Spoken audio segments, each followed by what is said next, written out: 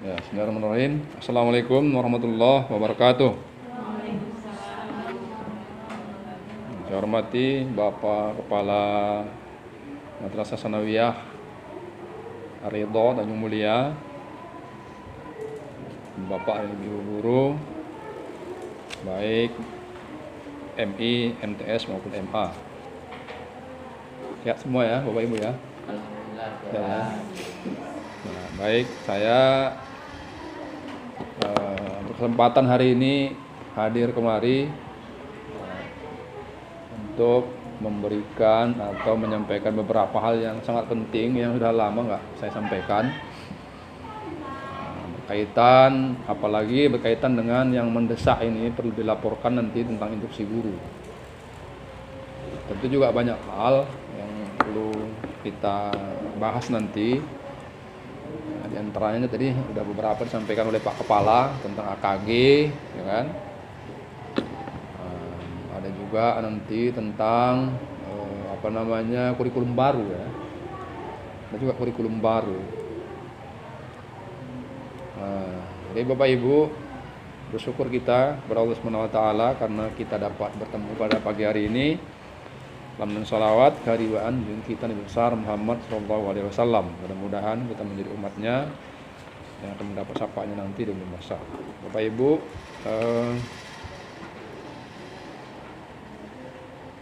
induksi guru ini sudah hampir selesai sebenarnya. Ya, waktunya sudah hampir selesai. Ini bulan Oktober, waktunya kepala sekolah dan pengawas menilai sudah. Program ini sebenarnya sudah harus dimulai sejak bulan April. Jadi kita yang terlambat ini, bukan cuma ini aja yang terlambat, semua yang terlambat ya. Sumatera Utara ini.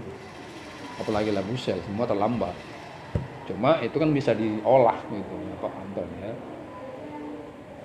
Induksi guru ini adalah program orientasi guru, pembelajaran guru di sekolah untuk meningkatkan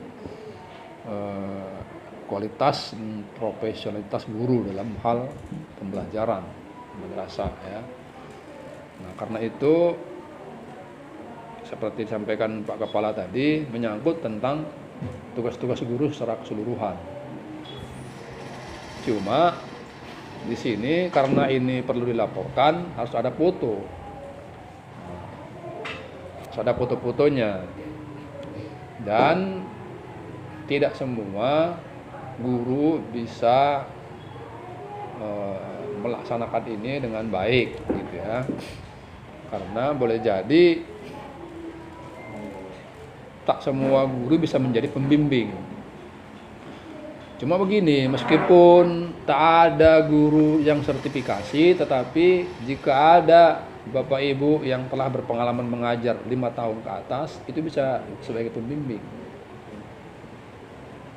Nah, gitu. Maka posisi dia menjadi dua. Sekali dia menjadi guru pemula, sekali dia menjadi guru pembimbing. Nah, itu Pak Antoni ya. Jadi bisa dia menjadi pembimbing, bisa dia menjadi guru pembimbing sekaligus menjadi guru pemula. Tapi syaratnya harus 5 tahun mengajar sudah. Udah ada 5 tahun mengajar. Nah ya, siapa yang udah? Namanya Ardina. Ardiana. Oh ya, Ardiana. Siapa lagi? Yang udah 5 tahun mengajar. Belum Nasution? Belum? 3 tahun ya. Cuma 1 ya. Pak itu Pak Januddin tuh sama itu Pak, 3 tahun juga. 3 tahun juga ya. Ya. Nah, jadi baru 1 orang kalau begitu yang bisa menjadi guru pembimbing yang punya pengalaman 5 tahun ke atas. Pelajaran apa Bu? Bahasa Inggris pula ya.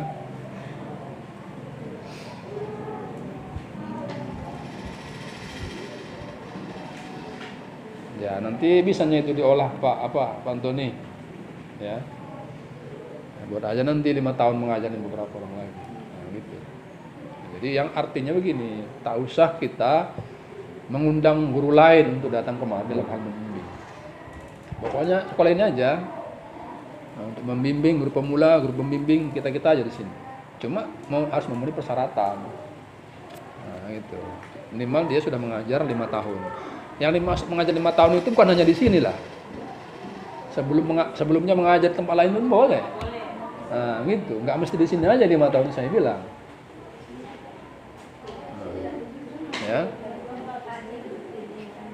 Jadi kalau dia guru pembimbingnya bahasa Inggris, maka yang dibimbing juga harus bahasa Inggris. Nah, itu susahnya. Kecuali dia guru agama. Kalau guru pemulanya guru agama, misalnya guru Quran hadis, maka guru pembimbingnya bisa guru SKI. Kalau agama bisa serumpun. Kan gitu kan? Kalau guru pemulanya fikih, guru pembimbingnya Quran hadis bisa serumpun dia. Tapi kalau guru umum nggak bisa. Guru umum harus sesuai dengan jurusannya semua. Atau paling tidak dia pernah mengajar di pelajaran itu, bisa juga. Misalnya siapa lagi yang udah punya masa 5 tahun misalnya Bu Nurustion, bahasa Indonesia ya kan, Bu Malina. Dia pernah mengajar IPS misalnya. Kalau ibu pernah mengajar IPS, ibu bisa menjadi guru pembimbing IPS. Nah, itu bisa. Pengalaman mengajarnya itu. Ya. Jadi Bapak Ibu, hal yang penting dari pelaksanaan induksi guru ini sesungguhnya adalah tuntutan kompetensi agama itu. Nah, itu yang paling penting sesungguhnya. Selain untuk nanti beranjak atau menjadi guru profesional, maka sesungguhnya yang paling penting adalah bahwa terutama guru-guru umum ini akan dituntut untuk memiliki kompetensi PAI. Apa itu diantaranya? Seperti PAI, sholat, baca Al-Quran. Nah itu. Jadi guru-guru umum ini karena namanya guru madrasah harus pandai mengaji, harus pandai baca Quran, harus pandai sholat, harus pandai berwudu. Nah gitu. Itu tuntutannya yang paling penting. Nah itu Pak Antoni, bimbingan seperti itu dipoto. Kan gitu kan? Jadi nanti ada guru umum, siapa guru IPA atau Adina bahasa Inggris ini, siapa guru agama di sini, membimbing mengaji Al-Quran dipoto kan. Nah, gitu. Jadi pembimbing itu ada 2 ya, pembimbing 1 namanya pembimbing mata pelajaran, pembimbing 2 namanya pembimbing PAI, pembimbing tadi tuh mengaji, belajar sholat gitu ya. Nah, pembimbing mata pelajaran itulah yang membimbing tentang pembuatan RPP, pembuatan silabus, termasuk observasi di kelas. Jadi guru pembimbing pun masuk kelas, observasi di kelas. Seperti yang pernah saya lakukan dulu sama Bu Nurustion dengan beberapa orang di sini. Dan itu dipoto. Nah, itulah buktinya bahwa sudah melaksanakan induksi guru. Nah, guru pembimbing 2 itulah guru pembimbing agama. Nah, kalau guru pemulanya adalah guru PAI, maka guru pembimbingnya 1 saja. Dia sekaligus menjadi guru pembimbing mata pelajaran dan pembimbing PAI. Siapa guru PAI? Siapa? Kamu 3. 1. Siapa namanya Ibu? Siti Masito, Nur Ramadona, Susilawati, guru agama semua. Maka pembimbingnya 1 saja. Pembimbing 1, pembimbing 1, pembimbing 1. Siapa itu pembimbingnya? Ya nanti di antara ada guru agama yang lain membimbing satu-satu. Nah, jadi begini. Kalau toh nanti nggak bisa juga dilakukan seperti yang saya katakan tadi, harus ada guru pembimbing yang punya pengalaman mengajar 5 tahun, maka terpaksa kepala sekolah guru pembimbingnya. Nah, ya Pak Antoni, jadi Pak Kepala Sekolah ini bisa menjadi guru pembimbing 1 untuk seluruh mata pelajaran. gitu. Kalau nggak ada lagi. Tapi kalau misalnya bisa dilakukan seperti yang saya bilang tadi, ya, guru pembimbing dibuat yang 5 tahun ke atas bisa. Jadi nggak pala banyak nanti bimbingan kepala sekolah. Nah, itu ya Bapak Ibu. Dan itu formatnya jelas itu di Juknis induksi guru jelas formatnya. Itu diisi aja. Ya, tapi jangan lupa dokumentasi foto-fotonya. Ada pengisian yang dilakukan oleh guru pembimbing itu dengan kode PB. Pembimbing. Nah, PB. Ada nanti kodenya KS. Kalau kodenya KS berarti nanti itu instrumen untuk kepala sekolah. Kalau kodenya PS nanti itu instrumen untuk pengawas. Nah, itu aja bedanya. Di Juknis itu ya. Nah, itu Bapak Ibu secara singkat ya tentang induksi guru ini. Kemudian tentang AKG. Ya. AKG tadi sudah disampaikan Pak Kepala, sudah banyak yang mendaftar. Coba yang udah mendaftar siapa? AKG yang udah daftar. Nur Melina, 1 sendirian. Siapa lagi? Yang lainnya? Bahasa Inggris belum. Ini belum, NPK-nya belum keluar. Ibu itu pelajaran apa? Miss. Itu sana ibu apa? Pelajaran apa? Masa yang keluar Pak. Yang keluar? AKG Melina, iya. Cuma dia bahasa Pak Indonesia. Pak JN. Ada pula dia Pak. Itu pelajaran apa dia? Dia IPA. IPA bisa ya. Aliyah ada enggak? Dia saya cuma nggak sinkron. Iya. Ini bersahabat dan tidak akhlak. Mampu saya. MI? Nggak ada. Nggak ada. Nggak aktif. Berarti cuma 2 lah, Bu Normalina dengan Pak Janudin. Bahasa Indonesia dengan apa tadi? IPA. IPA ya. Bisa lah. Jadi NPK yang keluar 2 orang itu. Memang begini. Jadi Bapak Ibu kemarin sebelum ini pun sudah saya masukkannya nama-nama guru semua ini ke binaan saya. Tapi atas nama individu. Selama ini kan yang nggak aktif sekolah. Nah, secara individu udah saya masukkan, termasuklah Ibu Normalina ke bimbingan saya. Makanya bisa langsung keluar NPK-nya itu. Kalau enggak itu nggak bisa. Karena namanya nggak aktif selama 2 tahun. Jadi NPK ini kan keluar syaratnya harus 2 tahun. Secara individu udah saya masukkan semua rata-rata ini, guru-guru ini kan. Cuma sekolahnya yang selama ini nggak masuk Pak. Baru ini, nah, baru semester ini baru masuk atas nama sekolah. Itu pun karena itu kan pengalihan kepala ya. Jadi mudah-mudahan nanti ke depan ini cepatlah keluar UPTK-nya. Berarti kalau gitu sudah terapin itu juga lah ya bantuan kuota itu ya. Udah Pak. Udah kan? Dan juga sebagian tunjangan insentif GBPNS sudah. Iya, bantuan kuota dan GPNS itu berarti udah. Kalau subsidi itu kemarin sudah dimasukkan seluruh rekening bisa. Kalau insentif GBPNS harus BSM. Oh gitu. Nah, semalam ke kantor saya. Oh jadi semua masuk dah? Sebagian Pak. Bagian ya.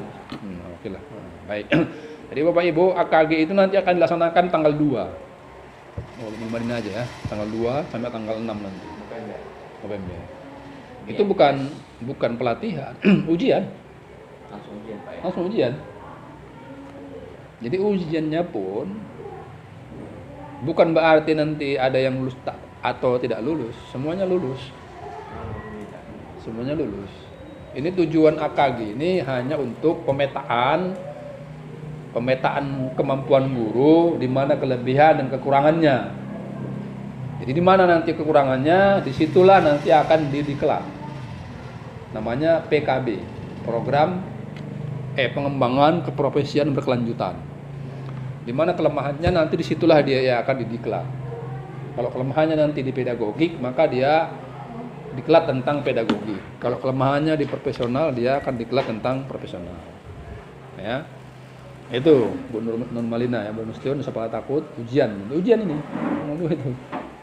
Cuma nggak ada istilah lulus atau nggak lulus ya, pokoknya ujian aja.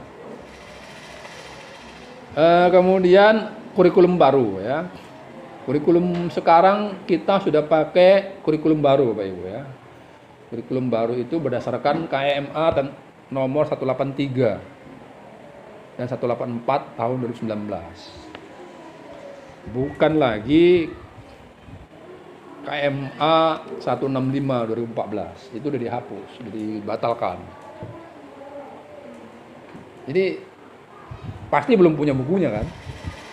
Nah, karena belum punya bukunya, maka Bapak Ibu harus mendownload KMA-nya. Ingatnya saya kirim udah di apa ya, di grup ya. Nah, pas saya kirim belum itu ya. KMA 183. Nanti kalau nggak saya kirim lah di grup apa ya. KMA 183 dan 184. Jadi dasar pembelajaran kita dari KMA itunya lagi, bukan lagi KMA sebelumnya. Jadi kalau ada buku-buku agama yang selama ini sudah Ibu pelajari itu berdasarkan KMA 165 2014. Sekarang nggak itu lagi. KMA 183 dan 184 2019. Ada perubahan. Di mana perubahannya? Perubahannya waktu KMA sebelumnya itu masih sedikit tingkat C4, C5, C6-nya masih sedikit, bahkan boleh dibilang nggak ada. HOTS itu model berpikir HOTS itu waktu KMA sebelumnya itu boleh dibilang minimal sekali. Jadi KMA ini sudah memperbanyak pembelajaran HOTS, Higher Order Thinking Skill, berpikir tingkat tinggi, model berpikir tingkat tinggi. Jadi di MI Ibu, MI yang guru MI, Ibu guru MI juga. Yang di MI sekarang itu sudah ada pembelajaran HOTS 30%. Ya. 30% tuh di MI. Di MTS itu sudah ada 60 atau 75% gitu di MTS. Sedangkan di MA udah 90% pembelajaran HOTS. Pembelajaran HOTS itu adalah pembelajaran yang merangsang anak berpikir kritis, kolaboratif. Itu ya, kritis, kolaboratif, dan komunikatif. Ciri-cirinya adalah anak bisa menganalisis, kemampuan anak menganalisis, kemampuan anak menilai, dan kemampuan anak mencipta atau mengkreasi. Itu mulai C4, C5, C6. Tanya Bapak itu kan? Tingkatan kognitif. Tingkatan kognitif itu mulai C1, C2, C3, C4, C5, C6. Tanya begitu kan? Hah? Itu tingkatan kognitif yang mau diajarkan sama anak-anak ada 6 tingkatan. C1, C2, C3, C4, C5, C6. C1 itu mengingat, ya, mengingat. C2 itu memahami. C3 itu menerapkan.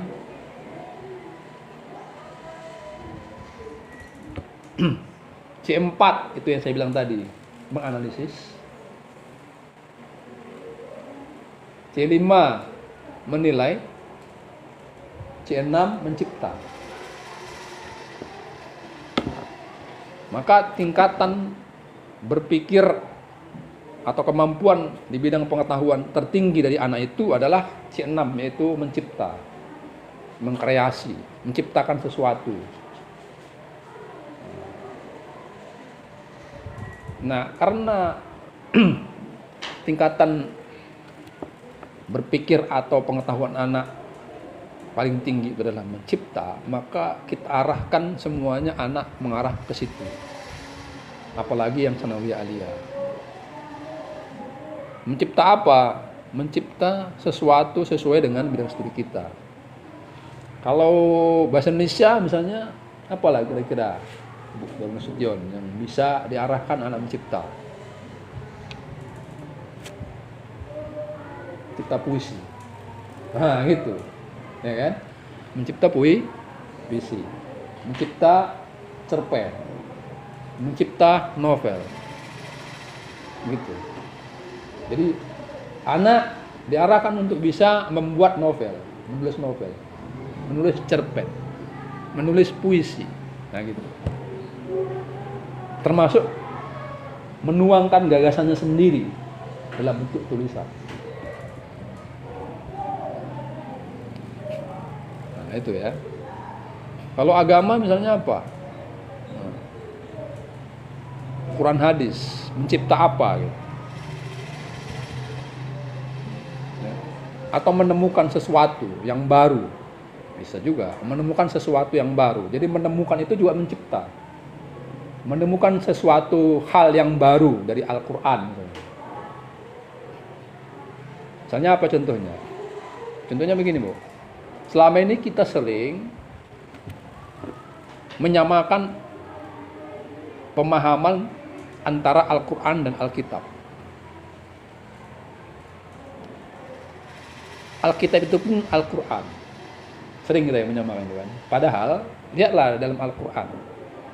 Penyebutan Alkitab itu ditujukan kepada orang-orang yang bertakwa. Contohnya apa? Bismillahirrahmanirrahim. Dzalikal kitabu la raiba fihi hudal lil muttaqin. Ya kan? Kitab itu menjadi petunjuk bagi orang-orang bertakwa. Jadi Alkitab tujuannya kepada orang bertakwa. Tapi Al-Quran tidak. Nah, Al-Quran itu ditujukan kepada semua manusia. Sahru Ramadan allazi unzila fil Quran hudal linnas. Beda. Jadi Al-Quran itu ditujukan untuk semua manusia. Sementara Alkitab ditujukan hanya kepada orang yang bertakwa. Di mana perbedaannya itu? Nah, kalau ada siswa yang bisa menemukan itu bagus. Banyak Al-Quran itu yang ya. Di Al-Quran itu banyak sekali ayat-ayat yang memerlukan kajian. Saya sampai sekarang belum saya temukan itu. Banyak sih. Contoh, ya. Lawan kata dalam Al-Quran. Hasanat lawannya sayyiat. Ya kan? Kebaikan lawannya keburukan. Ma'ruf lawannya mungkar. Ya kan? Solihun lawannya apa? Mufsidun. Kerusakan. Ya kan? Tapi saya belum menemukan apa lawan daripada fahsya. Keji, perbuatan keji. Saya belum menemukan awal lawan fahsya itu nggak ada. Saya nggak ketemukan. Itu, ya. Nggak saya temukan. Bapak Ibu, kenapa saya bisa ngomong ini? Saya nggak mau nyombongkan diri ya. Saya sebulan sekali menghatamkan Al-Quran. Sebulan sekali saya khatam Al-Quran, sebulan sekali. Sejak puasa kemarin. Puasa itu bulan berapa? Bulan 4 ya. 4, 5, 6, 7, 8, 9. Udah 6 kali saya khatam Al-Quran. 6 bulan ini udah 6 kali.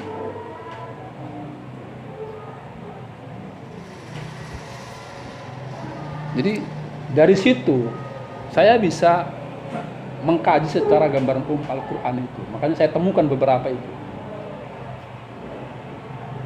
Bulan apa?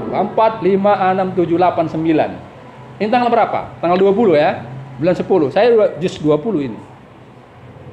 Jadi satu hari satu juz saya.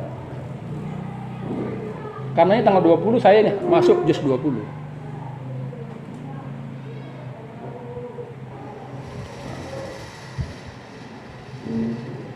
Jadi itulah salah satu kepentingan kita yang punya dibiasakan yang baik itu akan menemukan sesuatu yang baik juga. Ya. Mudah-mudahan nanti ibu-ibu bisa mendorong anak-anak seperti itu. Ya. Nah, kreasi tadi menemukan sesuatu. Kalau Al-Quran gitu ya.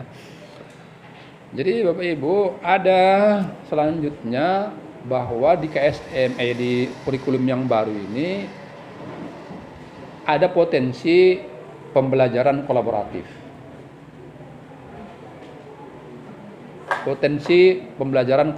Jadi Bapak Ibu, kita sudah hampir sebulan ini melaksanakan BIMTEK kurikulum baru ini. Langsung dari Kemenak RI Pusat. Mungkin Bapak Ibu belum ada ikut ya. Sekarang ini, hari ini sedang berjalan BIMTEK Guru Fikih Aliyah hari ini. Sama semalam, 2 hari. Langsung dari Jakarta, Kemenak RI hari ini. Semalam sama hari ini BIMTEK KMA yang baru ini untuk guru fikih aliyah. Besok Rabu Kamis akan dilaksanakan BIMTEK guru fikih MTS. Cuma persoalannya untuk Labusel hanya boleh 2 tempat. Nah, biasanya itu di Kota Pinang zona 1 MTS Islamiyah dan yang kedua zona 2 di MTS 2 di Sabungan sana. Ya, ini akan berjalan terus sampai selesai. Jadi tiap Senin Selasa itu guru aliyah, tiap Rabu Kamis guru MTS. Tiap Jumat Sabtu itu guru MI. Tapi guru-guru agama saja. Ini untuk seminggu ini guru fikih semua. Minggu yang lalu guru Quran hadis. Nah. Ini Senin Selasa guru aliyah, ya kan? Rabu Kamis besok guru sanawiyah. Jumat Sabtu guru MI. Fikih semua. Minggu yang lalu gitu juga. Quran hadis semua. Senin Selasanya aliyah, Rabu Kamis sanawiyah, Jumat Sabtu MI. Nah, jadi kalau boleh Pak Antoni kirim beberapa guru ini besok di Kota Pinang, tapi di Kurasa itu nggak apa-apanya itu karena belum pernah ikut. Guru agama ini kirimnya semua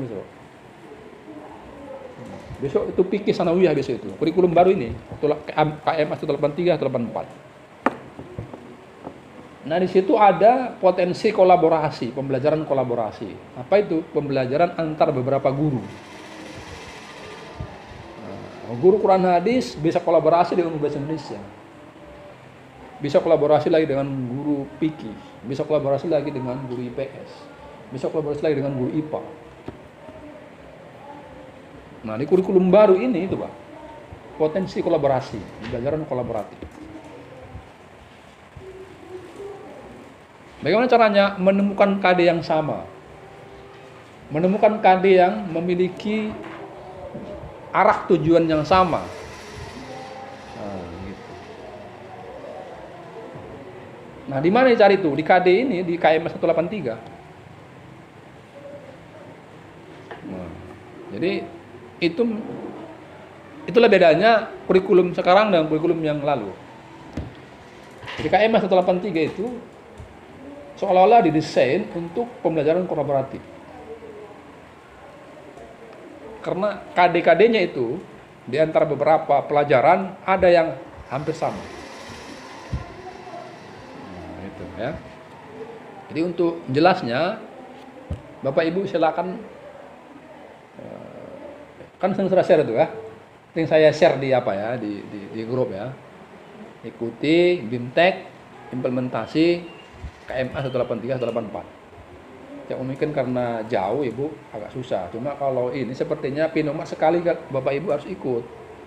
Guru agama terutama. Kalau yang lainnya mau ikut juga nggak apa-apa sebenarnya. Misalnya Ibu Aldina, Ibu Sution, nah, Ibu ikut juga nggak apa-apa. Hanya untuk pengetahuan ya.